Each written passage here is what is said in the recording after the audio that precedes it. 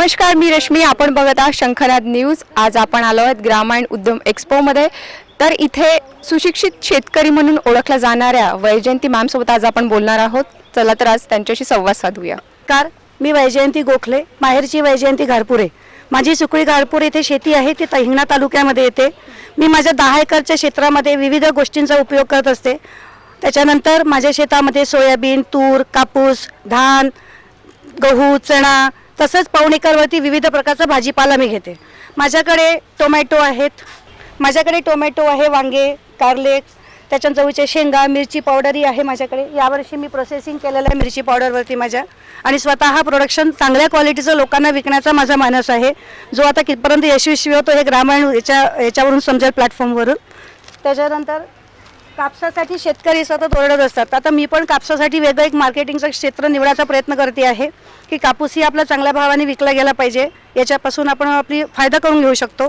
वर्मी compost काळाची गरज आहे की नैसर्गिक शेती आता सगळ्यांनी केली पाहिजे, पण ती कशी करायची, काय करायचं याचं महत्त्वसुद्धा लोकांना कळलं पाहिजे. म्हणून हे वर्मी कंपोस्टचे बेड मी स्वतः माझ्या शेतात उभारले आणि माझ्या गावातल्या सहकाऱ्यांनी हे करायला सांगितलं आहे. आणि या प्लॅटफॉर्मवरती मी आज हे 30 रुपये किलोनी विकते, याचा मला अभिमान आहे. इथे सहभागी होऊन तुम्हाला कसा एक्सपिरियन्स आला? म्हणजे खूप छान इतकं सुंदर अनुभव मिळतो आहे, आणि मलाच माझ्या प्रोडक्टचं मार्केटिंग कसं करायचं इथल्याच लोकांकडनं समजतं आहे. आणि माणूस अनुभवातूनच शहाणा होतो. आपलं नॉलेज तर असतंच, पण लोकांकडनंही आपल्याला विविध प्रकारची माहिती मिळत असते. ती माहिती मी याच प्लॅटफॉर्मवरती शेअर करते आणि मी माझा प्रॉफिट करून घेते आहे. हो, हा एक महत्त्वाचा विषय आहे. नैसर्गिक शेती करताना जमिनीचं, स्पेशली मातीचा पोत सुधारणे फार गरजेचं आहे. आणि मातीचा पोत सुधारण्यासाठी हे सगळ्यात पहिलं पाऊल आहे की आपल्या शेतामध्ये जेव्हा आपण कापूस, तुरी वगैरे लावतो, त्याच्या काड्या आपण धुऱ्यावरती जाळून टाकतो. ते न जाण्यापेक्षा ह्याचा जर आपण कोळसा केला आणि हा कोळसा गांडूळ खतात मिक्स करून आपल्या शेतामध्ये अप्लाय केला, तर आपल्याला कार्बन क्रेडिट हा विषय महत्त्वाचा समजतो.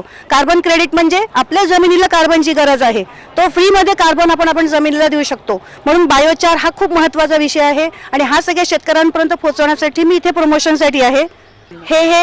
हा कोळसा आहे, ह्याचा कापसाच्या दसकडांपासून केलेला कोळसा आहे. हा मी थोडा जाडा ठेवला की लोकांना कळलं पाहिजे कोळसा आहे म्हणून. हा 8 mm पर्यंत बारीक करायचा हा, आणि ह्याच्यामध्ये मग गांडूळ खत मिक्स करायचं. हे साधारण 1 ते 1.5 महिना हा मिक्स करून ठेवायचा, आणि मग पेरडीच्या 1 महिना आधी हा शेतामध्ये अप्लाय करायचा. शेती करण्याचा एक्सपिरियन्स कसा राहिला? म्हणजे आतापर्यंतचा काय एक्सपिरियन्स आहे तुमचा? म्हणजे तसं हे माझं 3रं वर्ष आहे शेती करण्याचं. मी एक छंद म्हणून शेतीकडे वळली होती. आधी सुरुवातीचे 2 वर्ष मी तूर, सोयाबीन आणि चणा असं पारंपरिक शेती केली. त्याच्यानंतर आता यावर्षी मी पहिल्यांदा फळबागेचं माझ्या डोक्यात आलं, आणि त्याच्यानंतर मी पहिले आंबा लागवड केली, केशर, आणि त्याच्यासोबतच मी पपईचं पण लागवड केलेली होती. तर पपई आता माझी ही 7 महिन्यांची ही पपई पाहता ही एवढी झालेली आहे. मी आज म्हणून इथे आणलेलं आहे. आणि त्याचसोबत मी काय केलं की पपईच्या मध्ये आंतरपीक म्हणून मी टरबूज घेतलं होतं. टरबूजाचं पीक घेतलं, खरबूज आणि टरबूज. तर तसं मी त्या 6 एकरमध्ये पूर्ण केलेलं आहे.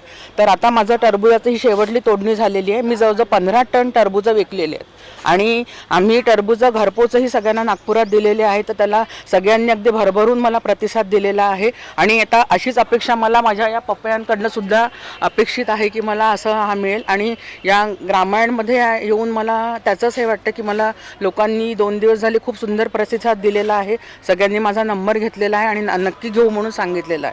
तर म्हणून मी तसं ग्रामीणांची खूप आभारी आहे.